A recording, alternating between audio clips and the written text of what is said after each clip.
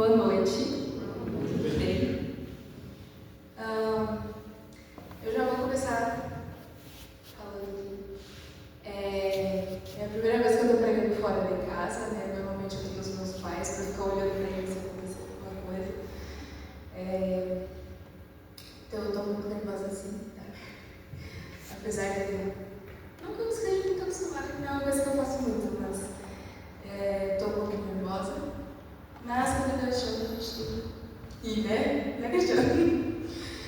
Bom, seguindo o tema da nossa Semana Jovem, vem falando bastante sobre parábolas. Eu acho que somente ontem que não foi sobre parábola, não sei o restante dos dias. Mas hoje é sobre a parábola do filho pródigo, que tem como tema Deus é como o Pai. E ali, inclusive, eu coloquei uma foto minha da minha irmã com meu pai, dando um adendo. Deus é como um pai. Eu sei que hoje em dia, quando eu trabalho no SUS, tenho mais essa visão assim, eu vejo que pai é uma coisa que falta muito na nossa comunidade, né? Às vezes a gente ouve falar e não tem muita essa noção. Então eu agradeço muito a Deus por ter me dado um pai incrível, presente. Ele é o homem mais forte que eu conheço, gente. Ele é meu exemplo de fé, apesar de todos os seus problemas, inclusive estou com saudade do meu pai. Mas vamos começar então abrindo a nossa Bíblia em Lucas 15. E a gente vai começar ali no versículo 11.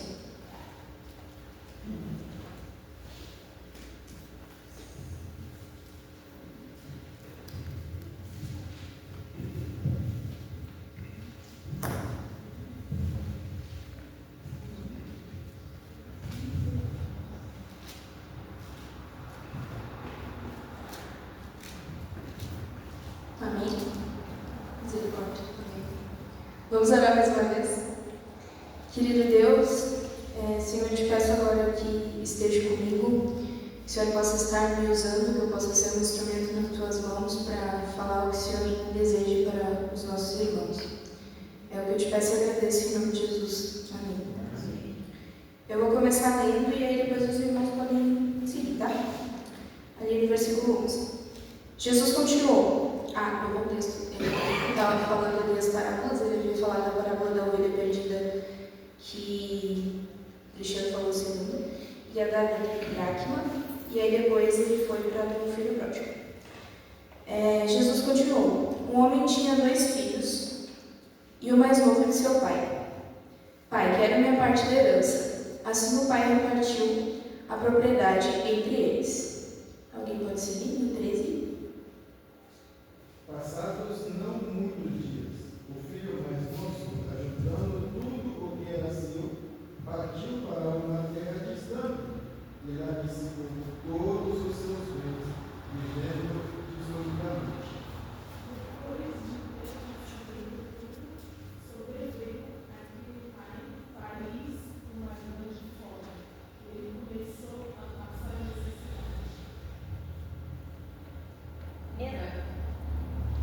Então ele foi e se agregou a um dos cidadãos daquela terra, e este o mandou para os seus campos aguardar ordens.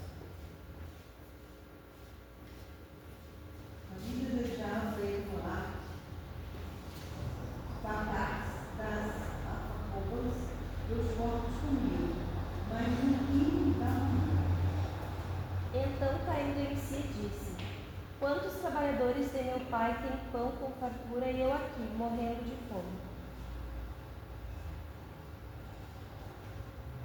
Levantar-me-ei e irei ter com meu pai, e lhe direi: Pai, pequei contra o céu e diante de ti. Já não sou digno de ser chamado teu filho. Trata-me como a um dos teus trabalhadores. Levantando-se, foi para seu pai. Vinha ele ainda longe quando seu pai o avistou. E, compadecido dele, correndo, o abraçou e beijou.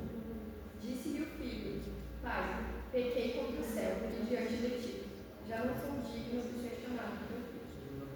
O pai, porém, disse ao seu servo: Trazei e peça a melhor roupa, vestiu, põe-lhe um anel no dedo e sandálias nos pés.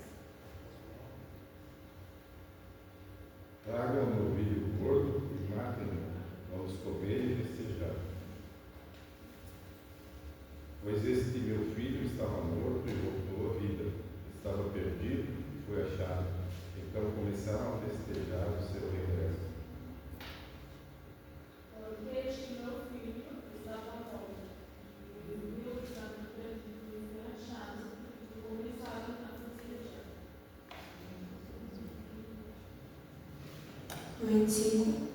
Ora, o filho mais velho estava no campo. Quando voltava a aproximar-se da casa, ouviu a música e as danças. Chamou um dos criados e perguntou-lhe: "O que é aquilo?" E ele informou: veio teu irmão e teu pai mandou matar o teu filho cevado, porque ele te pegou com saúde. Ele se indignou e não queria entrar. Saindo, porém, o pai procurava conciliá-lo. Mas ele respondeu a seu pai: há tantos anos que te sirvo sem jamais transgredir uma ordem tua, e nunca me deste um cabrito sequer para alegrar-me com os meus amigos. Mas quando veio esse seu filho, que sumiu com os bens do Senhor, gastando tudo com prostitutas, o Senhor mandou matar o bezerro gordo para ele. O pai disse: meu filho, você está sempre comigo, e tudo que tenho é seu. No entanto, tínhamos que festejar a volta desse seu irmão e alegrar-nos, porque ele estava morto e voltou à vida. Estava perdido e foi achado. Eu gosto de ler tudo, independente da maioria saber a história, sempre bom entender. Então aqui o primeiro ponto dessa parábola é a questão do filho mais novo e tal de uma busca de uma liberdade. Né? E como a gente está na semana jovem, né, vou fazer mais vontade para os jovens, mas acredito que alguns adultos na sua juventude, ou talvez até depois da vida adulta, tenha pensado em viver essa liberdade que a gente idealiza, que é uma liberdade fora da igreja. Uma liberdade onde a gente não precisa cumprir certas regras, por exemplo, ir para festa, beber, usar adornos, enfim. Regras que tem dentro da igreja que a gente precisa cumprir a partir do momento que a gente desiste daquilo. Mas é uma falsa liberdade, uma falsa ilusão que a gente tem de achar que o mundo lá fora é melhor, de achar que lá eu posso tudo, de achar que lá eu vou conseguir tudo. E aí o filho mais novo ele foi atrás dessa liberdade. Primeiro ele pediu, né, a parte da liderança, que já era um grande insulto naquela época. Ele estava rejeitando o pai dele de uma forma gigantesca ali. E ele foi para longe de casa, para outra cidade, tentar viver essa liberdade. Eu nunca saí da igreja, eu sou adventista de berço, tive essa oportunidade, mas já teve momentos sim que eu fiquei com a minha fé abalada, já teve momentos sim que eu fiquei querendo viver coisas do lado de fora, até cheguei a viver algumas coisas e me arrepender depois, nunca tive afastado visualmente, né? Mas justamente essas coisas, pequenas coisas, né, que não era muito grave dessas, fez eu perceber que nada lá fora supre a minha necessidade, que só Cristo consegue suprir aqui dentro. Nenhuma liberdade, nenhuma coisa que eu faça lá fora vai suprir o que só Jesus consegue fazer por mim aqui dentro. O meu pai, ele não é adventista de berço, ele se converteu depois de adulto e ele era bem cabeça, tá? Segundo histórias. Mas ele diz que aquela pessoa que está dentro, ela quer sair, ela quer experimentar esse gostinho da liberdade. Ela quer experimentar o que é viver sem regras, entre aspas, experimentar o que é viver fora. Mas a pessoa que já esteve fora e está aqui dentro, sabe que aqui dentro é difícil, mas lá fora é mil vezes pior. Muito pior. E meu pai sempre falava isso assim pra gente. Então, ele foi atrás dessa liberdade, gastou todo o seu dinheiro com mulheres, com amigos, entre aspas. Isso eu achei uma parte que não focou muito, mas eu achei importante falar nisso. É a questão das amizades do filho mais novo, que ele acabou fazendo do lado de fora. Não que os nossos amigos de fora da igreja sejam ruins, muito pelo contrário. Eu tenho amigos que não são adventistas, que são incríveis, mas a gente precisa priorizar, de certa forma, amizades com pessoas que têm o mesmo contexto que a gente. Só que, é isso que eu queria entrar mais, a gente precisa dar um adendo nos jovens, para mim também, de tentar incluir mais essas pessoas, principalmente os jovens tanto que estão aqui dentro, tanto que estão vindo de fora.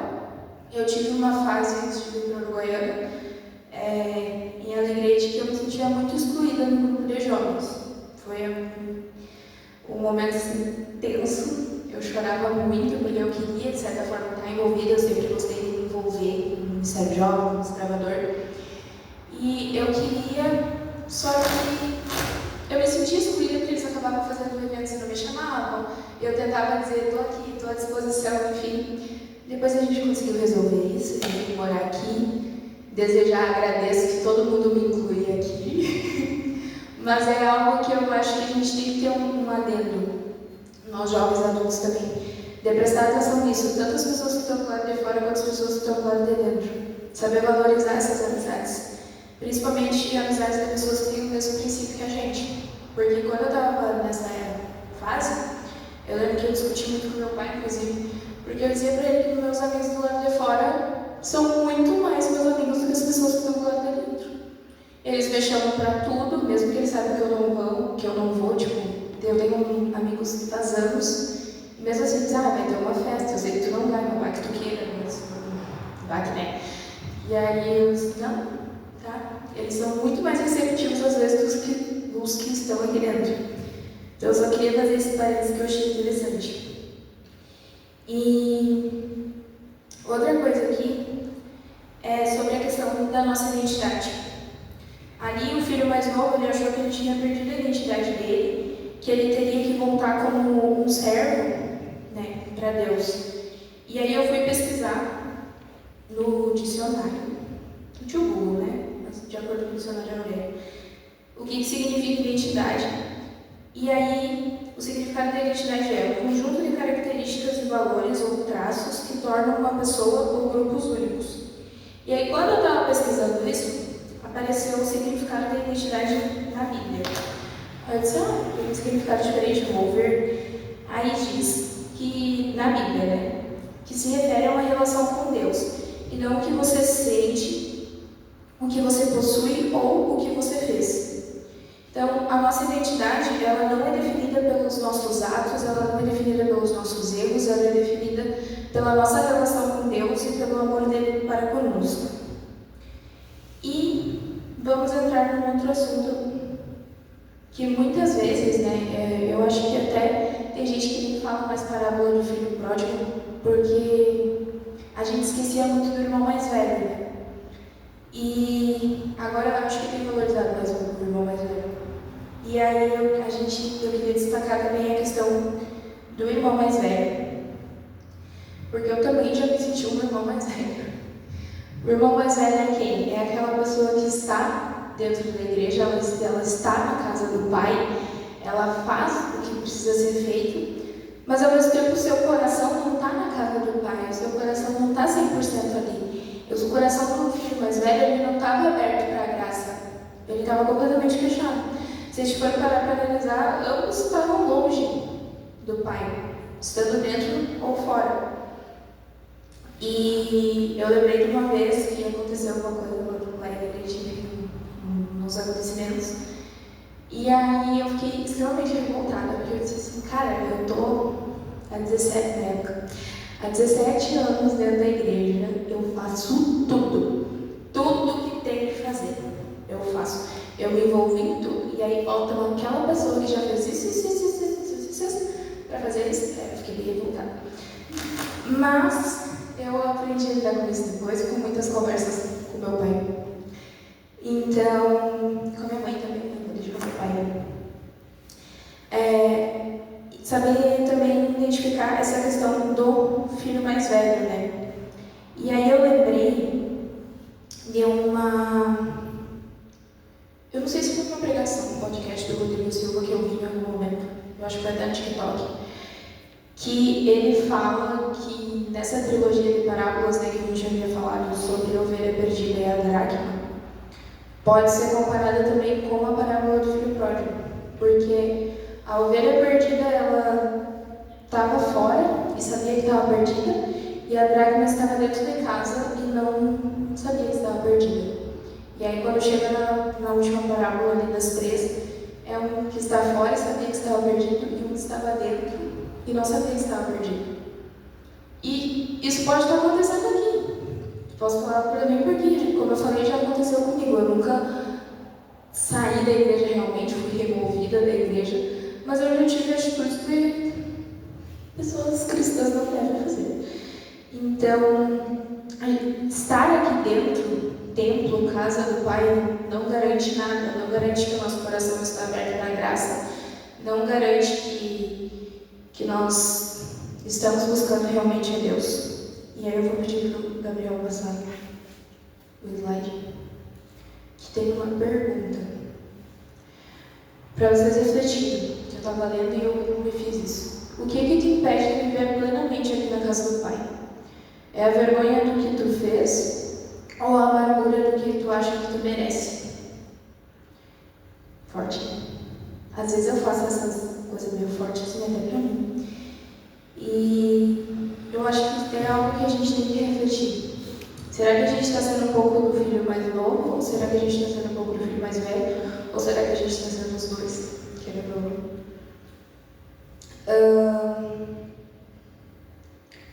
Deixa eu ver, eu já falei bastante coisa. E entrando para o tema, né, da nossa Semana Jovem, que é o nosso lugar no mundo. Que a partir do momento que a gente consegue reconhecer essa questão, o que está nos afastando da casa do nosso Pai, a gente consegue vencer o orgulho para se humilhar e pedir desculpa. Uma coisa que eu não falei também do filho mais novo, que não fala muito, mas primeiro ele teve a capacidade de reconhecer que ele tinha errado. Muita gente não consegue ter essa capacidade de reconhecer que ele tinha errado, de se arrepender, de deixar qualquer orgulho de lado e pensar, eu vou voltar para casa do meu pai. Porque ele podia muito bem pensar, eu fiz errado, mas vou deixar do jeito que está, não vou voltar para casa. Imagina, meu pai vai saber que eu fracassei, ele tem que imaginar que eu sou um sucesso na vida, que está dando tudo certo, mas não está. E ele teve depois a humildade de conseguir ir, humildade. Ele foi até a casa do pai e ele conseguiu se humilhar perante o pai dele, pedindo para ser um empregado. E o pai dele recebeu ele de braços abertos, né? Assim como Deus nos recebe. E o nosso lugar no mundo é a casa do Pai. A gente tem que saber reconhecer os nossos erros para conseguir voltar para a casa do Pai. Ou reconhecer os nossos erros estando aqui dentro para conseguir voltar o nosso coração para a casa do Pai. Porque se estar aqui fisicamente não significa nada, como eu havia falado. A gente está aqui e muitas pessoas às vezes estão em cima do muro. Como o Cristiano tinha comentado segunda-feira, a salvação é algo diário, né? É algo que a gente precisa buscar todos os dias. E é um momento assim que não adianta a gente estar em cima do muro. Eu falo isso para mim mesmo também. Quem está em cima do muro, ele já tem um lado. Não adianta ser uma pessoa aqui na igreja, eu cantar, eu pregar, eu fazer 1001 coisas, e lá do lado de fora fazer tudo errado. Fazer um péssimo exemplo para as pessoas que estão na minha volta, não ser a pessoa diferente, não ser aquele diferente bom, aquele diferencial, aquela pessoa que mostra Jesus para as pessoas. Não adianta eu estar aqui e sair viver a vida louca aí. Quem está em cima do muro, infelizmente, já tomou a sua decisão, né? Então, a gente precisa ter essa consciência do nosso lugar no mundo, é o nosso coração voltado para a casa do Pai, não apenas fisicamente.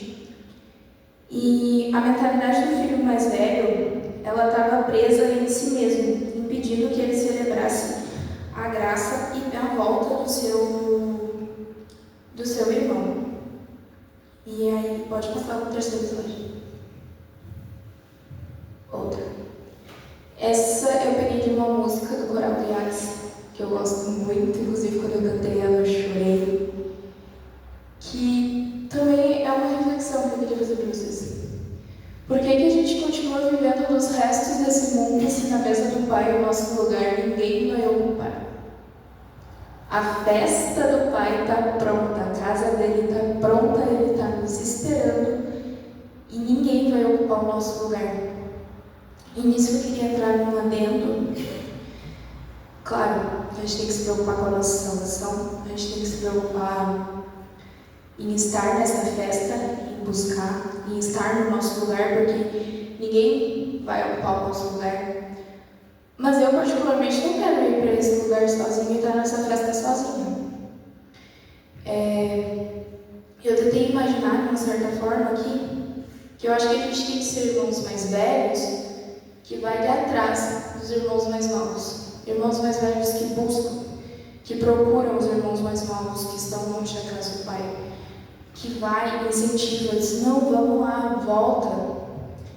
E aí, o Cristiano também tinha comentado na segunda-feira, e eu fiquei refletindo, e aí eu fui atrás de fotos, que eu chorei, inclusive, depois, porque é mais para dar um choque de realidade mesmo, foi em mim, e acredito que em vocês. A primeira foto, vou pedir para o Gabriel passar, é de Alegrete, primeiro para mim, para eu tentar me identificar. Inclusive o Cristiano tá naquela foto, com cabelo na ponta. Eu fui ver depois. Mas foi antes da pandemia, a gente ia cantar no hospital. E aí ainda tinha pouca gente, nas outras vezes tinha muito mais gente, só que era muito antiga as fotos que eu quis pegar, essa aqui era um pouquinho mais atual.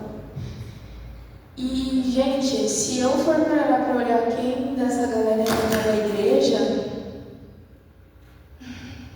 eu, Juntas, o Cabeção e o Cristiano. Eu acho que acabou. E assim, eu não lembro ao certo do Goiânia, mas tinha bastante jovens aqui também. Mas eu lembro que na igreja, assim, gente, tinha 30 jovens fácil, assim, ou mais. Eu lembro que a minha igreja, eles diziam que era... Eu não sou da central lá, tá? Eu sou uma igreja um pouco menos central. E todos os jovens iam para lá por causa da escola sabatina. O professor da escola sabatina dos jovens era o tio Anderson, no regional. E até hoje adoro a didática dele. Mas a gente dizia que era a igreja dos jovens, porque todos os jovens iam para lá. Nem que seja só para a escola sabatina e depois iam embora na hora do culto. E quando tinha o hospital, que era de 15 em 15 dias que a gente ia cantar, nós passávamos praticamente o dia todo junto. A gente saía da igreja, ficava o culto todo junto, saía da igreja e almoçava normalmente na casa da tia Tati. Depois a gente ficava tirado no chão, no lugar que tinha na casa dela, até dar quase um horário. Lá é tudo um pouco meio perto, né, cidade pequena. Aí a gente saía de a pé de banco para ir para o hospital. Chegava no hospital, tirava nosso rotinho, ficava uma hora e meia dentro do hospital, andava por todo o hospital. Até dentro da UTI nos liberava às vezes. Fazia oração, entregava livro, cantava. Aí a gente saía, normalmente a gente ia se trocar, já era quase 5 e pouco, 6 e pouco. Ia para os patinhos para a praça, fazer o pôr do sol e saía para jogar, comer pizza. E às vezes a gente ficava jogando até, e várias vezes a gente ficou jogando até a madrugada, que a gente ficava, emendava um dia no outro e ia virar no clube domingo de manhã.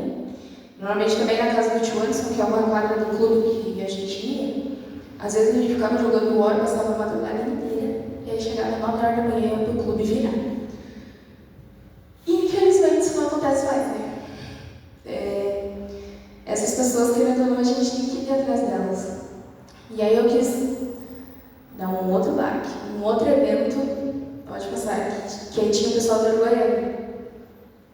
E aí, eu não sei identificar direito quem entrou, quem não tá mais aí. Mas você deve saber, né? Eu tô escondidinha ali, a Kimberly ainda tá, a Ellen. E só. Dá uma dor no nosso coração isso, né, gente? Mas é difícil ter esse choque de realidade, que esses jovens, eles estão vivendo aí fora. Eles são um filho mais novo que estão aí. E a gente tem que ser um filho mais velho, diferente da parábola, um filho mais velho que vai atrás e busca esses jovens. O filho mais velho que vai atrás e incentiva. E aí, para dar mais um baque, eu peguei uma só com o pessoal do Uruguaiana. Eu fui nesse evento, mas você vê só o pessoal do Uruguaiana, gente. Olha a galera que era. Tirando as pessoas que se mudaram, né? Tipo, Andressa, o Daí, mas... E aonde que estão essas pessoas hoje? Só pra gente refletir. Será que a gente tem ajudado ajudado essas pessoas a tentar voltar para os caminhos de Deus, a tentar voltar para a casa do Pai? Será que a gente ainda tem relação com essas pessoas? Tentar ser um irmão mais velho bom, um irmão mais velho presente para essas pessoas? Bom, me encaminhando para o fim, já depois dessa reflexão, quando eu estava vendo aí, eu fiquei bem emocionada, porque é triste, né, gente, ver às vezes o que algumas pessoas acabaram se tornando, algumas decisões que elas acabaram fazendo, pessoas que estavam aqui com a gente e que tinham muito futuro nos caminhos de Deus, mas que a gente possa orar por essas pessoas, né? O meu apelo hoje é que a gente não tem mais tempo para esperar. A gente vive num mundo que está nos seus últimos dias, gente. Cada coisa que a gente vê, cada notícia, a gente está se acostumando com isso. Mas como adventistas, como cristãos, a gente tem que entender que isso não é normal. Que Jesus está voltando e Ele está vindo e as pessoas estão em cima do muro. As pessoas estão em cima do muro, elas não sabem se elas estão dentro da igreja, ou se elas estão fora, se elas vão viver aqui dentro, se elas vão viver lá fora. Elas não se decidem o que elas querem ser de verdade. Jesus está voltando e essas pessoas ainda estão do lado de fora. E a mesa deles, a cadeira deles na mesa do Pai, está separada e ninguém vai ocupar a mesa deles. E diferente do irmão da parábola, a gente tem que ser o irmão mais velho que vai atrás desses irmãos mais novos e busca. Eu tenho uma irmã mais velha e todas elas sempre foi muito minha amiga e sempre que eu precisei ela ia me dar um puxão de orelha em todos os quesitos da vida. Então às vezes a gente precisa ser essa luz na vida dessas pessoas. Um irmão mais velho é diferente da parábola. Um irmão que vai buscar essas pessoas, buscar esses jovens. A igreja precisa desses jovens de volta, gente. De verdade. Quando a gente para pensar, realmente não tem mais tempo para esperar. A gente precisa entregar a nossa vida para Jesus. Hoje, a gente não sabe o que pode acontecer na nossa vida. Na pandemia, por exemplo, a gente teve experiências. Aqui na igreja, eu tive experiências da minha família. Uma pessoa que estava comigo, ela foi para o hospital, no outro dia ela estava morta. E será que eu fui testemunho suficiente para aquela pessoa? Isso é uma coisa que eu me pergunto. Será que eu fui um testemunho suficiente para aquela pessoa que deixou esse mundo? Talvez, será que se eu tivesse pregado mais de Jesus para aquela pessoa, se eu tivesse demonstrado mais de Jesus para aquela pessoa, ela teria tido uma chance maior de uma salvação? Porque a porta da graça dela já se fechou, será? Que ela está salva? Eu ainda tenho a oportunidade de estar aqui, de buscar a minha salvação, mas aquela pessoa não. E às vezes a gente vai ser a única Bíblia na vida de certas pessoas. E será que a gente está agindo da maneira correta? Será que quando a gente está aí fora, na faculdade, no trabalho, as pessoas conseguem nos ver e dizer: tu reflete Jesus, eu vejo Jesus em ti? Ou a gente é uma pessoa normal, como qualquer outra, que não faz diferença nenhuma na vida das pessoas? Eu queria fazer esse apelo, que vocês pensassem hoje quem vocês são. Se vocês são um filho mais velho que estão dentro da igreja, mas com o coração fechado, ou se vocês são os filhos mais novos que estão do lado de fora, em cima do muro e precisam estar 100% aqui dentro. Que a gente possa recomeçar hoje, porque o tempo é hoje. A gente não sabe o que vai acontecer na nossa vida daqui a pouco, hoje, amanhã, independente da idade, do lugar, a gente não sabe. A gente só precisa entregar hoje, pedir para Deus restaurar a nossa vida hoje. É hoje que a gente precisa de restauração, é hoje que a gente precisa da nossa salvação. Então eu queria que vocês refletissem nisso. Pode passar o próximo slide, por favor. Essa é uma outra parte da música, do coral também, que é: não há um dia, o amor dele sempre te alcança. Que a gente possa ser o amor de Deus alcançando as pessoas que estão do lado de fora. Esses jovens que já estiveram aqui dentro e não estão mais. Esses jovens que precisam voltar para cá. Ainda dá tempo desses jovens voltar para cá. Hoje é o dia da gente recomeçar e conseguir trazer esses jovens de volta. Dá tempo da gente mandar uma mensagem para eles, orar por eles, chamar eles, fazer a nossa parte que o Espírito Santo faça dele. Mas a gente precisa ser o amor de Cristo que alcança as pessoas que estão do lado de fora, principalmente esses jovens. E mostrar para esses jovens que essa liberdade do lado de fora é uma liberdade falsa, uma liberdade que nos ilude. Que a verdadeira liberdade de salvação está aqui dentro, em Jesus Cristo.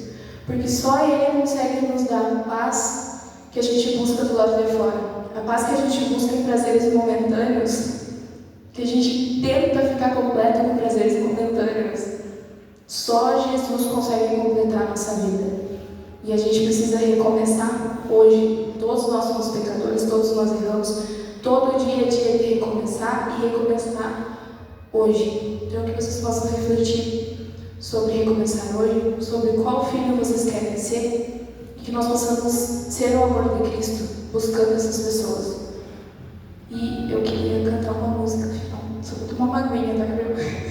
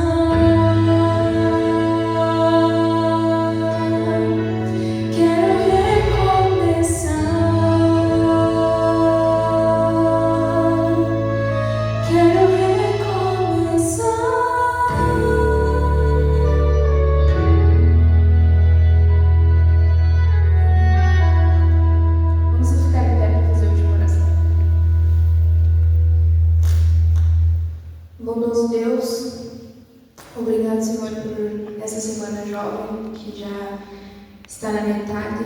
Te agradecemos por cada sermão que já foi feito, por cada vida já alcançada e pelas que ainda virão, o Senhor possa preparar os corações das pessoas que ainda irão receber a tua mensagem. Hoje queria te pedir, Senhor, em específico, que a gente possa aproveitar a oportunidade que nós temos hoje, aproveitar a vida que nós temos hoje e se arrepender e nos humilhar diante de Ti, que a gente possa recomeçar do zero, que nós possamos refletir que se a gente ama o irmão mais velho, se a gente ama o irmão mais novo, e que independente a gente possa abrir o nosso coração e voltar para a Tua casa, Pai, de coração aberto. Porque a festa já está pronta, o nosso lugar não será ocupado por outra pessoa, mas nós também precisamos ir atrás daquelas pessoas que faltam para essa festa. Nós precisamos ir buscar essas pessoas enquanto ainda há tempo, e que então nós possamos ser um tipo de irmão mais velho diferente da palavra, e ir atrás dessas pessoas, buscar por elas, orar por elas, e trazer ela de volta enquanto ainda há tempo. Que o Senhor possa nos dar um bom restante de semana, uma boa noite, em nome de Jesus.